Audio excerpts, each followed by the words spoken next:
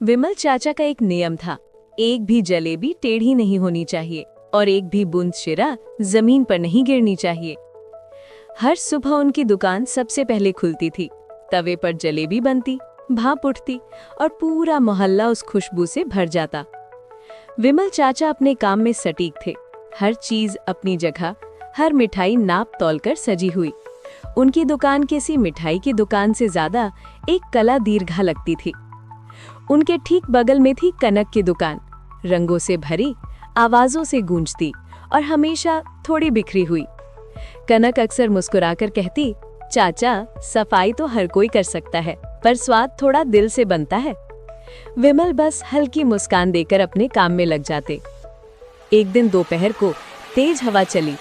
जलेबियों का ढेर संभालते हुए विमल चाचा का हाथ फिसला और गरम शिरा जमीन पर गिर पड़ा। वो ठिठक गए, जैसे उनकी सालों की परफेक्शन एक पल में टूट गई हो। कनक भागती हुई आई। उसने ना तो जलेबियां उठाईं, ना गिरे हुए शिरा को देखा। बस चुपचाप विमल चाचा का कांपता हुआ हाथ थाम लिया। धीरे से बोली, चाचा, जलेबी की खूबसूरती उसकी गोलाई में नहीं होती, उसमें होती है उस पल की गर्माहट में जब उसे कोई पूरे दिल से बनाता है। उस दिन के बाद विमल चाचा की दुकान में वही सफाई थी, वही मिठास, पर अब उसमें एक नई गर्मजोशी थी, कनक की मुस्कान की तरह। जलेबियां अब भी परफेक्ट थी, पर अब सिर्फ आकार में नहीं, एहसास में भी। जिंदगी की असली मिठास परफेक्शन में नहीं, एहसास में होती है।